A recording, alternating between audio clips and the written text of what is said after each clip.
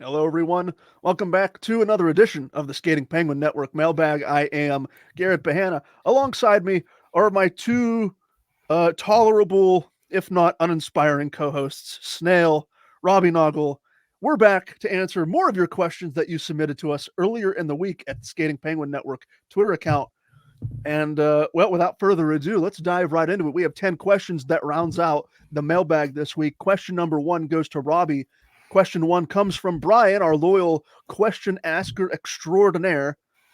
Does anyone else here think it's absolutely ridiculous that originally the NHL would not allow Marc-Andre Fleury to wear his custom designed mask that honored his wife? Brian says that was a complete joke. Robbie, what are your thoughts on the whole mask gate saga between Marc-Andre Fleury and the NHL? I mean, of course it's ridiculous, but it's the most NHL thing imaginable. I mean, is it not? I mean, this goes back to last season and the fallout from the Pride jerseys and all the inane, stupid rules they put on the books this year. I mean, we're talking about this was a Native American Heritage Night. He wasn't even wearing this for the actual hockey game. He was wearing this in warm-ups. It was designed by an indigenous artist, and it was going to be auctioned off for charity. And the NHL, in typical NHL fashion, took a gun, pointed it directly at its groin area, and just started popping.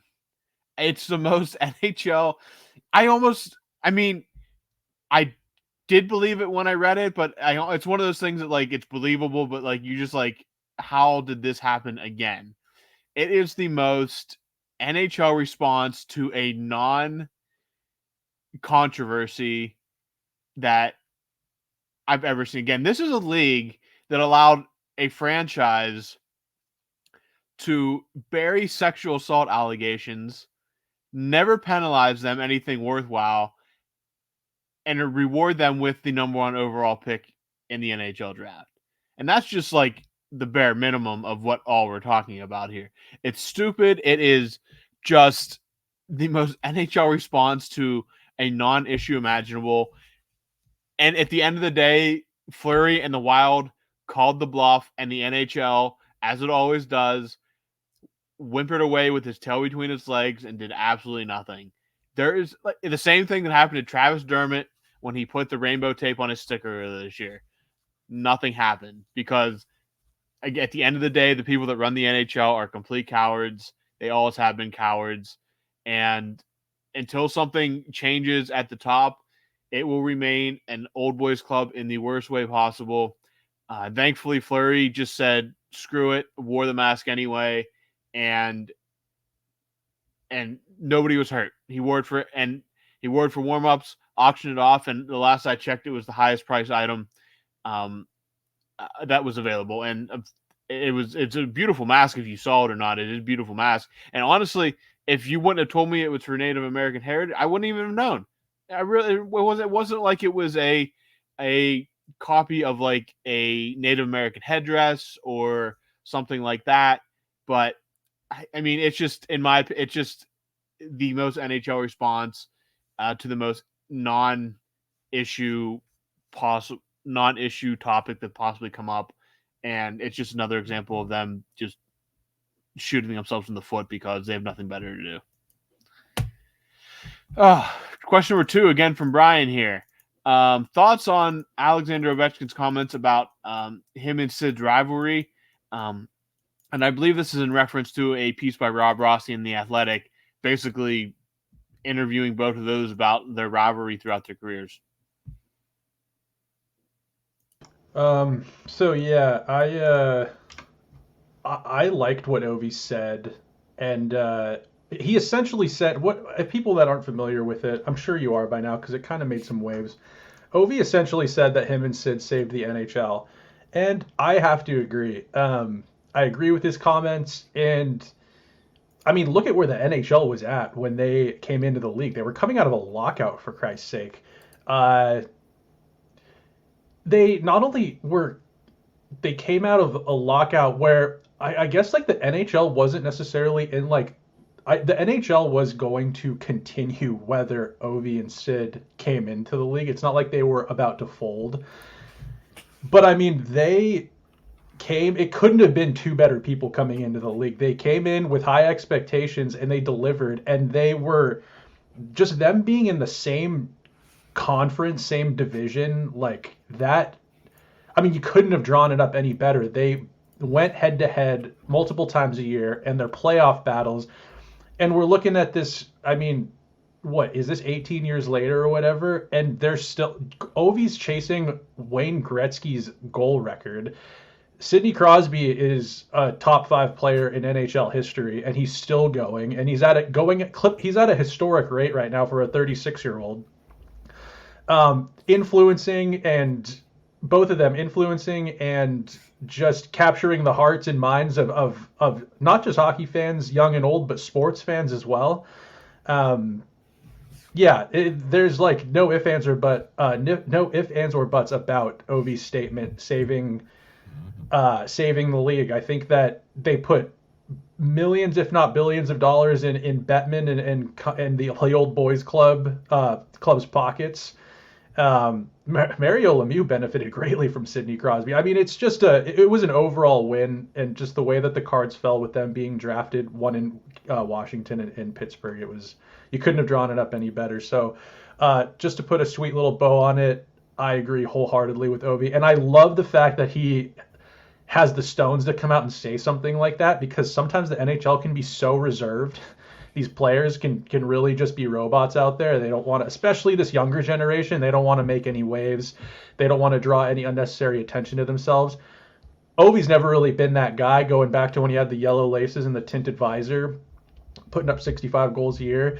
I just love it. I love when these older players come out and they're not afraid to just be themselves. And I agree. I'd be curious, did either of you have any issue or qualms with what Ovi said, or do you guys wholeheartedly agree as I do? I absolutely loved it. I don't want to repeat everything that Snail just said, but Ovi has never been afraid to really speak his mind on a lot of issues that pertain to the league. And the fact that he basically came out and said, it's me and Sid. We were responsible for saving this entire league. Like Snail said, they weren't in danger of really going under, but they came in at just the perfect time coming out of that lockout, giving the league the shot in the arm that it needed publicity-wise. And like Snail also said, they delivered. It's not like they came into the league and fizzled out as high prospects that never amounted to anything.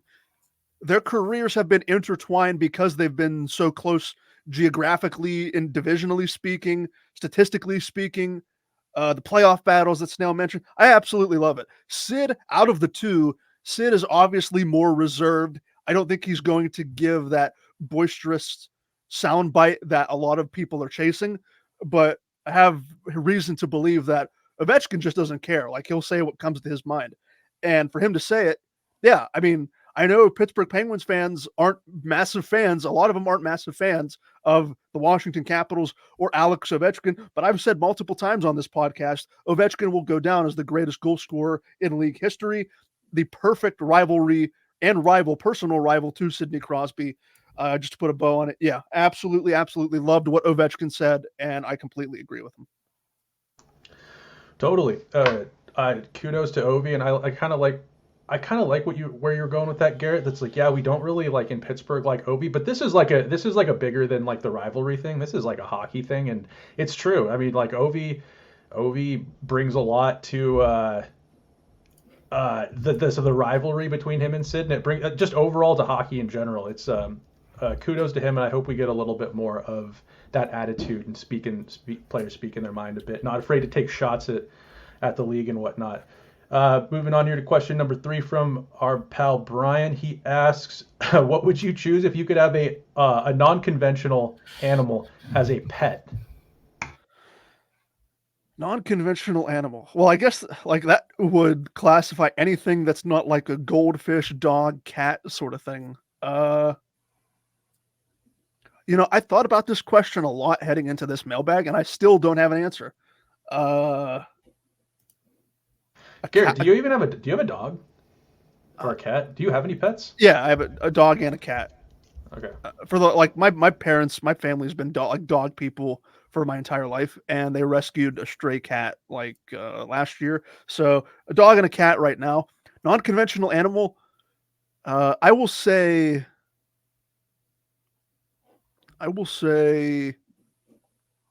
Which one lays eggs? Is it a rooster that lays eggs? The hen lays eggs. A hen lays eggs. Yeah, just for the convenience of having eggs, I think I will say hen. Um, Cow maybe for the milk. But I mean, those are all like basically farm animals, so I So don't know. basically, you want to have a farm. I know I do not want to have a farm. Oh, okay. I don't want to manage that land at all. You just want the easy access to the Yes. milk and the okay. Precisely. So I will say hen/cow. If either of you guys have non-conventional pets that come to your mind, feel free to chime in. I want a lion. See, that checks out because you Or exude. you Mike Tyson or something? Like You why would exude call that Oh, it that's a energy. tiger. That's a tiger. Oh, he had a tiger. I don't know. It'd be kind of cool to have like a sick bird of prey, like an owl or a falcon of some sort. Like a That bald would- eagle, just yeah. like the post up on like the peak of your house roof. Yeah. Nah, bald eagle is too polarizing. That's a signal of like patriotism in America. It's not what I want. I want something stealthy. I want something equally as lethal though. Maybe something like a peregrine falcon or a barn owl maybe. That just sits on my shoulder. As you record the podcast, yeah. That'd be so. What a presence I would have. Alrighty. Question 4, going back to Robbie here. This question comes from Brian. Robbie, what's the best chirp you've ever heard?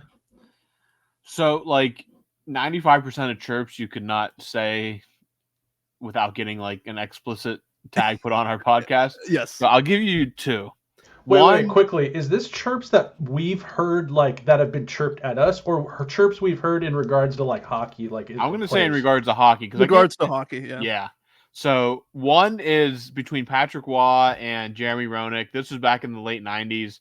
Roenick was basically jawing at Waugh through the media, and Waugh's basic response was, "I can't hear him. I got my Stanley Cup rings clogging my ears." Just a classic. I mean, Roenick never won a cup. There's another one that I can't really say anything involved with it. You have to look it up on YouTube. It's from the 91 Stanley Cup Finals. It's Brian Trottier and Kevin Stevens on the bench. The North Stars Brian Bellows skates by.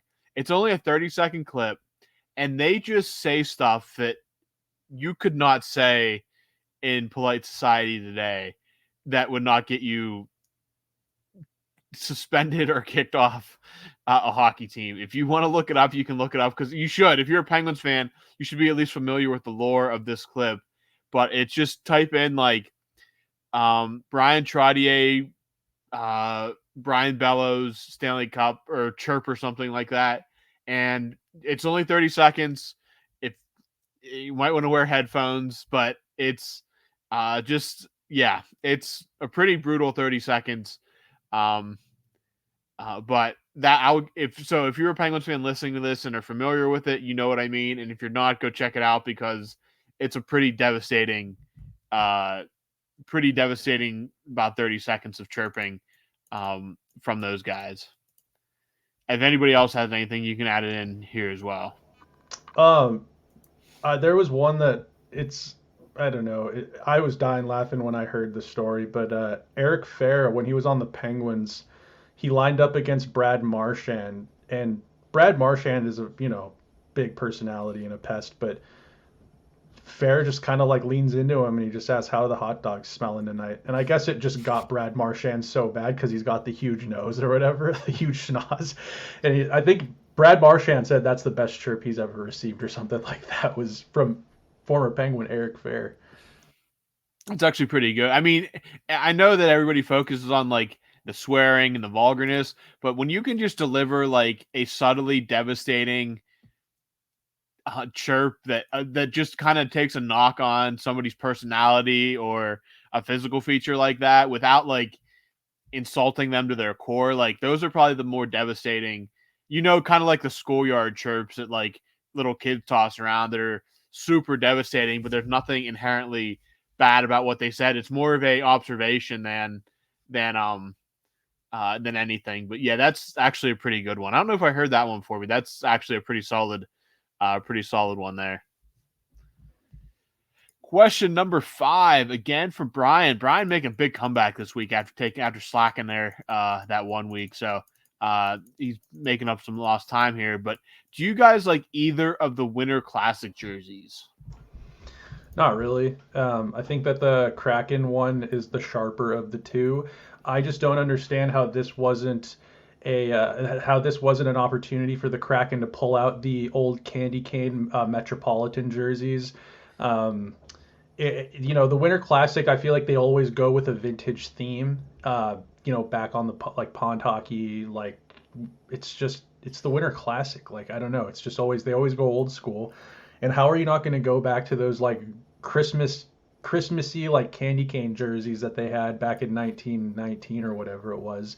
And then for Vegas, theirs is like extremely boring. I saw that one and I was like, for Vegas, this is a super lame design and color scheme, and I definitely get the vintage vibe from that one, but definitely not wowed. Like I said, Seattle has the sharper of the two. Very underwhelming to me, but I don't know. Just like the Seattle Kraken season, very underwhelming. So I'm curious what you guys have to say about the Winter Classic jerseys. The thing I will say about it is I love that they market the Winter Classic about like they use buzzwords like heritage and history, and they pick these two teams who are the two recent teams that have come into the league. So, I mean, for the Golden Knights, they do have a Stanley Cup in their what is it, 7-year history now, 6 or 7 year history, and the Kraken made the postseason last year. Like from a design standpoint, as I switch over to this tab, looking at them, there to Snail's point, they kind of have that Metropolitan theme, but I know what he's saying in terms of like maybe the color scheme, candy cane color scheme. It's kind of there, but they don't pull the trigger and go all the way with it. Vegas is, I like the color scheme. I there's something about that creamy sort of color, I guess, if that's a way to describe it. May not be the most appealing way to describe it, but I like the V for Vegas. I like how that is designed. I like the gold accents. I like both of these jerseys. I would never buy either of them, but for what it is, the Winter Classic, I could vibe with either of them. Robbie, any input? I definitely, if I had to pick one to wear, I would definitely prefer the Seattle one. I just think it's a nicer uniform. The Vegas one, it just does not do it for me. The V, it's been a joke online, but the top of the V on each side makes it look like it's giving you the middle finger. The 2 points that stick out, it kind of looks like it's whipping you up. It does. It just, the Vegas one did not do it for me. The Seattle one, I think I know what they were trying to do, but like you said, going old school and honoring the heritage of the Metropolitans was probably could have been a home run, and unfortunately they didn't do it. But again, when you have two teams that have been in the league for like a collective 8 years, you don't have much to choose from. But the Vegas one, it seemed like they tried. Again, Seattle at least had a heritage concept to work off of in the Metros, but Vegas was really running on nothing. So I could see why Seattle's worked out a little bit better.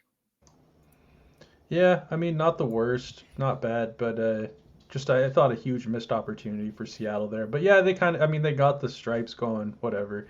Hopefully, it's just not a dud of a game because I think I'm going to that game. So. Oh, sweet. I also hope that Seattle's just so soft, man. Like I hope that there's tailgating. Like I want to go get drinks at. I want that tailgating experience where you're crushing Rainiers at 11 a.m. and got the grill going in the parking lot, but. I don't know. Seattle disappoints me sometimes. Anyways. You got a bunch of tech-hungry tree huggers over there. Tech-hungry? I don't even know if tree huggers necessarily fits the mold of Seattle anymore, to be totally honest. It's really? It's all about tech out here for sure, though. Tech, big money. could create my own podcast just ripping on my own hometown. Um, question number 6 from our pal from across the pond, I think, Kim Larson.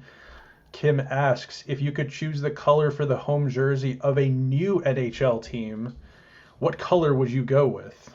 The first color that came to mind was purple.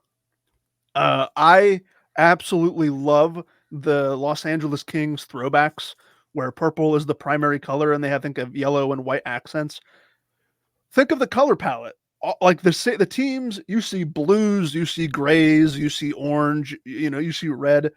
All of these major primary colors are put to use in just about every jersey besides purple. Purple is that one color, and I think it would pop on the ice. I think it would. I would go with a darker shade of purple, almost like the Baltimore Ravens. For those who are familiar with the NFL, I just when I think of the colors around the NHL, you just don't have purple. The Kings from time to time will wear those like 60s throwbacks, but if they went primary, if those were their primary uniforms, I'd become a secondary Kings fan just for those uniforms alone. So purple would be my color. If we want a round table, if anyone else has any sort of input, purple was my color, but if anyone else has anything they want to add, go ahead. I actually kind of agree with you. Like purple, I was thinking when I saw this question, I was thinking about some of the unique. I'm a big lacrosse fan, box lacrosse fan, and in the NLL they have some unique colorways.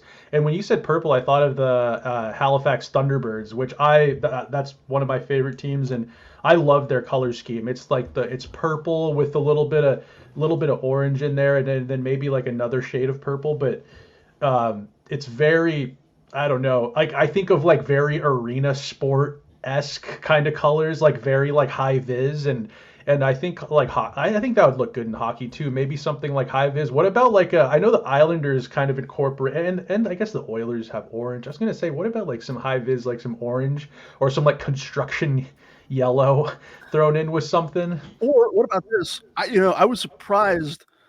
Seattle, the Mariners and the Seahawks to an extent, more so the Seahawks than the Mariners. I've noticed that parts of their uniforms have that like lime green or green aspect to it. Snail's like, nah, cut it out. But no, like, I'm gonna hear me out.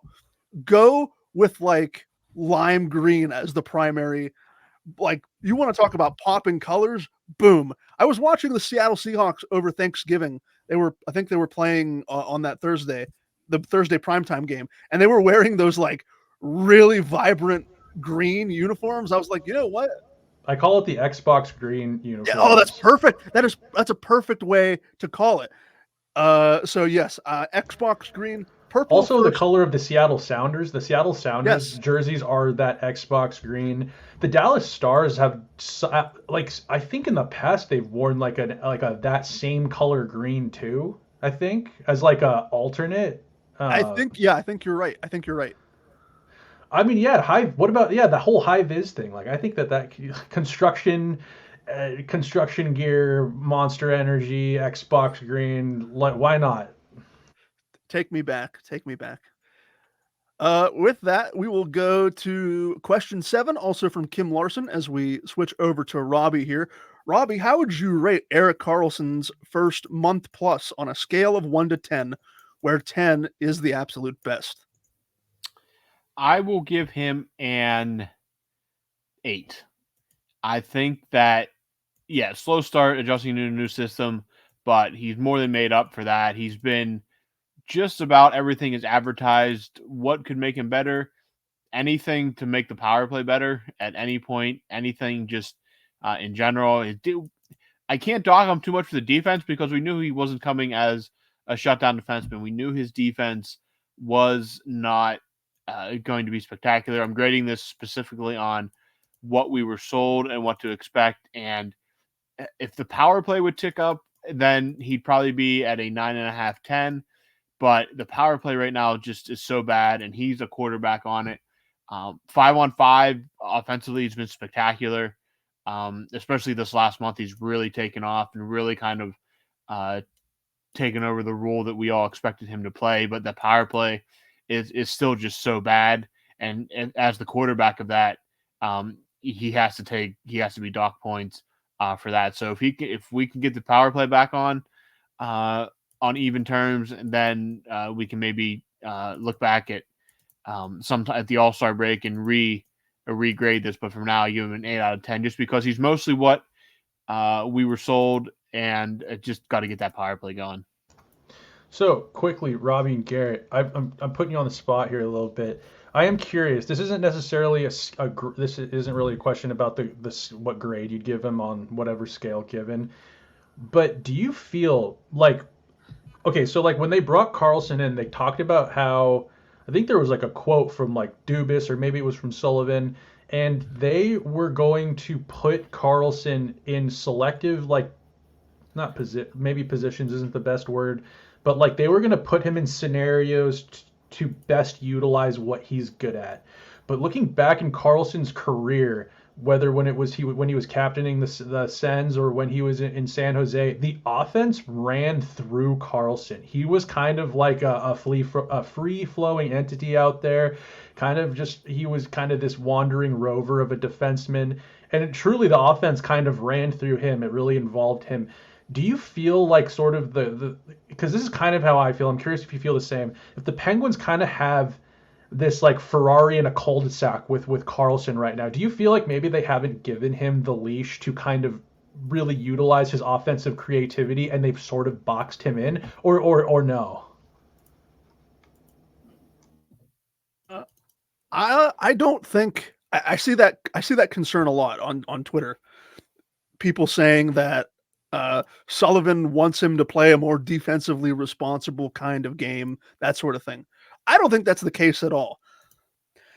I agree with you when saying that, wherever he's been professionally, the offense has ran through him more often than not because he's just been the best player on the ice for both teams. Coming here, where the roster's already loaded with all-stars, Gensel, Crosby, Malkin, Letang, I don't think he needed to shoulder that much of responsibility. I still think I don't think it's accurate to say that Sullivan has limited Karlsson in any way. I still think Erik Karlsson, much to like how Robbie was describing him, is who he thought he was going to be when he came here. Offense first defenseman, makes you scratch your head every now and again with a couple of defensive lapses, but we had that with Chris Letang for the entirety of his career. Now we're just adding another right-handed defenseman on top of Chris Letang to basically have two Hall of Fame defensemen on the ice for 40 out of 60 minutes. So I don't necessarily agree with the take that he's being boxed in or being forced to play a game that he's not familiar with.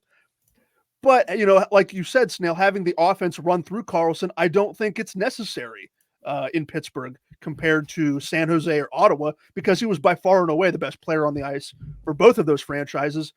And everyone knows coming into a Pittsburgh Penguins season, as long as Crosby and Malkin are here, that's how the offense is going to be generated. I would be curious, like, if things keep going the way they are, they win one, lose one, win one, lose two. I don't know if, sort of delegating some of that responsibility to Karlsson would make a difference. I don't know, like, if Sullivan gives him more responsibility to try and shuffle more of that offense to Karlsson like he was doing in Ottawa and San Jose. I don't know if that would make any difference for the Penguins in terms of on-ice results, but, I mean, we're almost to Christmas time, and they're, 10-10, 10-0, something like that? I think they're like 500, yeah. Yeah, so they still really haven't had a stretch outside of that 5-game win streak where I thought, yeah, this team's coming together. This team looks really good. There's chemistry there. It just hasn't been there yet. I mean, like you said, we're getting close to Christmas, and it's like I just feel like we haven't had a stretch of games, or even like one game where I was like, Karlsson put the team on his back that game and did Karlsson things, end to end all game. But he was brought in here, and I'm sure there was a talk where it's like, I mean, maybe you guys agree, maybe you don't, but like they were like, look, you don't have to do that here. Like, we have several other great players that'll be pulling the same rope, and you don't necessarily have to. And maybe that's why Carlson Josie came here. Maybe he was like, I don't have to be the guy here. But it's just one of those things. I was just curious what you guys maybe thought, because I feel like I'd said, maybe we haven't really had like a game of Carlson dominance that you've seen from him on other teams in the past.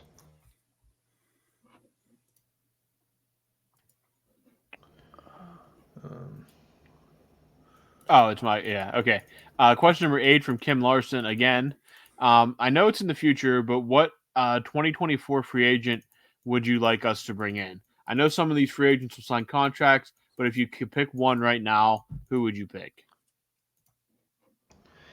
Well, that is a tough question for me to answer, Kim, because it's early in this season and we're talking about next year. I mean, if the Penguins don't make the playoffs this year, it's very different what kind of free agent I'm looking to bring in compared to if maybe they did make a bit of maybe a run in the playoffs or even just a one and done. But looking at the list here, it's again, nowadays a lot of these guys aren't going to get to free agency. Um, like Steven Stamkos, Willie Nylander, Sam Reinhart, like even a guy like Jake Gensel, uh, Tyler Bertuzzi. He's making a case for himself right now. Maybe that's a bad example. A lot of these guys, though, they're going to get locked up by their respective teams. I would assume that's kind of the way things go now. But just looking at this list, let's say the Penguins make it to the playoffs. Let's say they make a little bit of noise. Maybe they make no, whatever. They're in the playoffs next season. If these guys are available, I would certainly be taking a peek, picking up the phones, calling.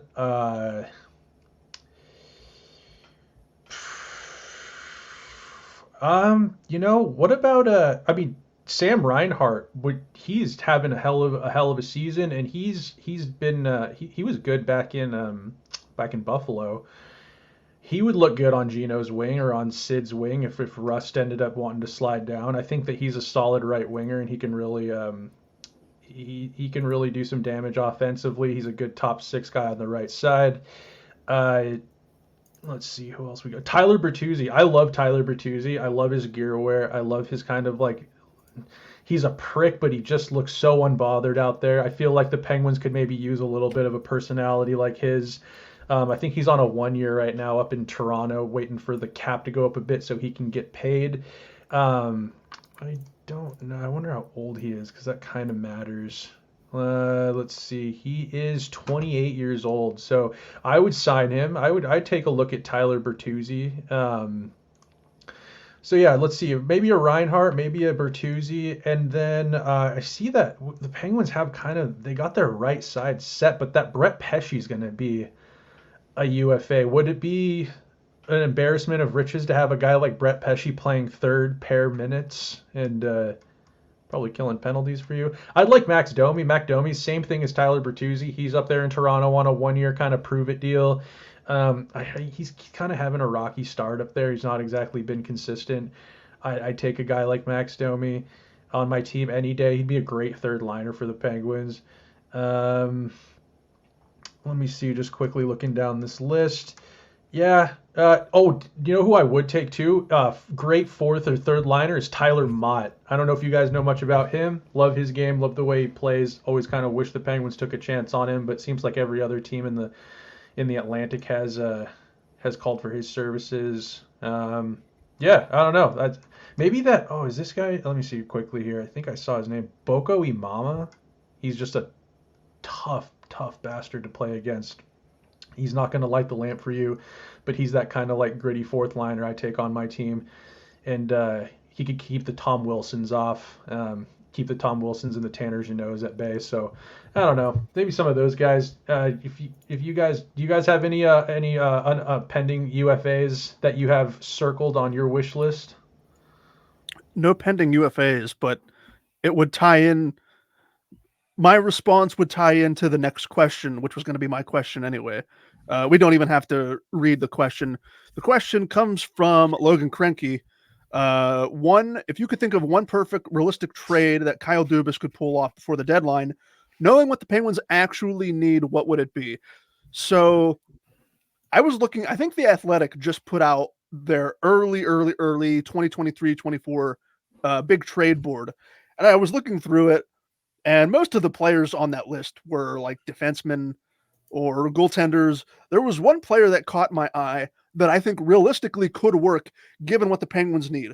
When healthy, we know that they really don't have to touch the top six, assuming Ricard Raquel can kick it into gear eventually and start scoring some goals. If not, well, then we have an entirely different issue on our hands that we weren't anticipating coming into the season. So we know the two things that have hampered the Penguins this season. The power play is issue number one. The bottom six depth is issue number two. The person that I think Kyle Dubas could bring in will not necessarily fix the power play woes, but will give the Penguins much needed depth down the middle and in the bottom six/top nine. That player is former Calgary Flames first round selection Sean Monahan, who I believe is on an expiring contract with a cap hit of just $1.985 million, so just under $2 million. I believe he is with the Montreal Canadiens this season through 22 games, 6 goals, 7 assists, 13 points. In 703 career games, Monahan has scored 224 goals for 492 points. So the offense has definitely been there. However, I will say that the offense has really slowed down in recent seasons. His last double-digit goal season came in 2020-2021, age 26 with Calgary. He played in 50 games during the 2020-2021 season, 10 goals, 18 assists, 28 points. The following season, 21-22, just 8 goals in 65 games. The following season after that, 22-23, 6 goals, 11 assists, 17 points in just 25 games played. And like I said, so far this season with the Canadiens, in 22 games, 6 goals, 7 assists, 13 points. So there's definitely an offensive touch there. 6'2", 196. So he's a bigger guy. I'm not going to say he's going to throw the body around every time he gets out on the ice. But here's a guy who is not devoid of offense, who you could plug in the bottom six, maybe third line center, fourth line center. Ideally, I think he would be a better third liner than a fourth liner. But given the Penguins' salary cap constraints, a guy who's on a contract under $2 million salary cap hit, like, it's perfect. He has an established record of scoring goals.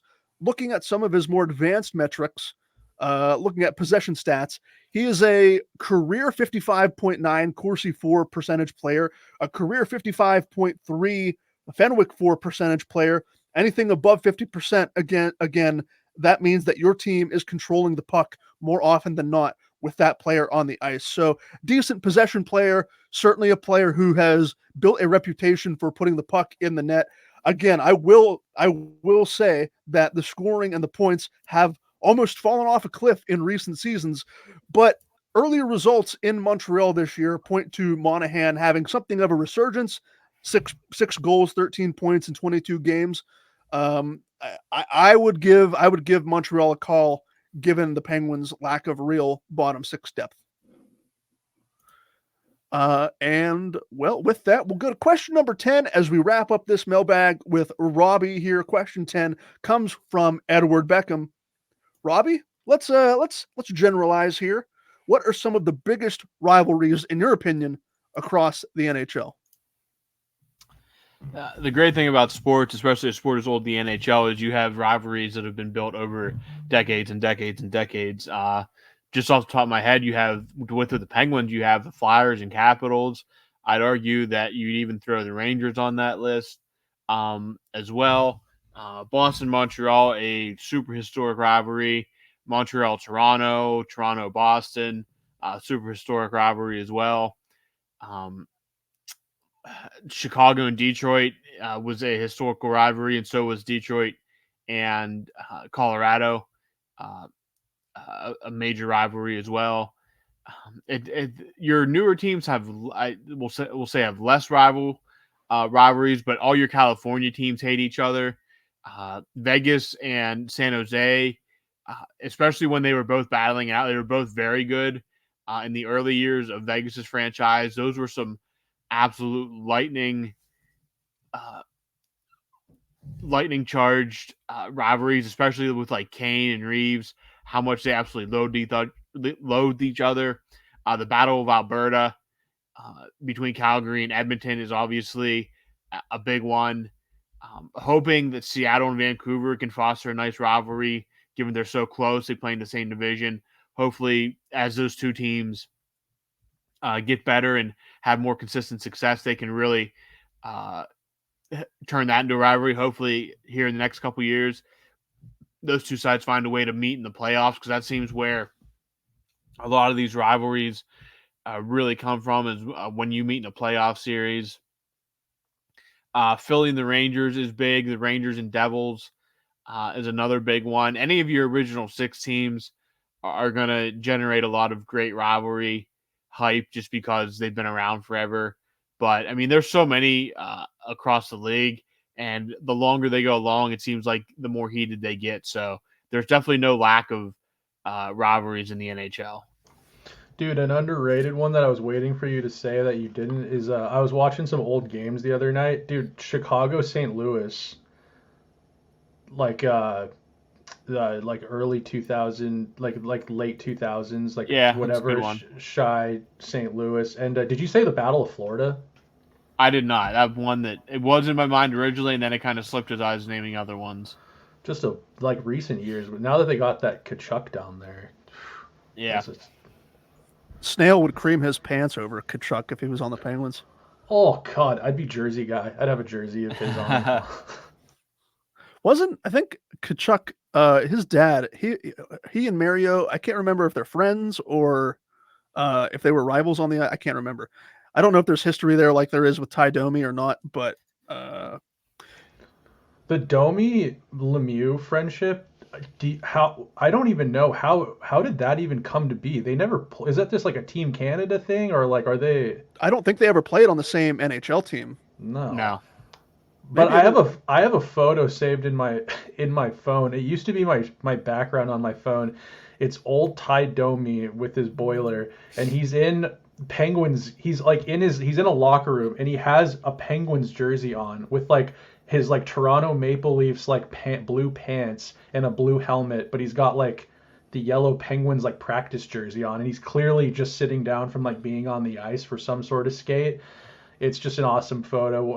I hope before the Max gets. I'd like to see Max in Pittsburgh. I think you guys have said that before too. It's been long speculated.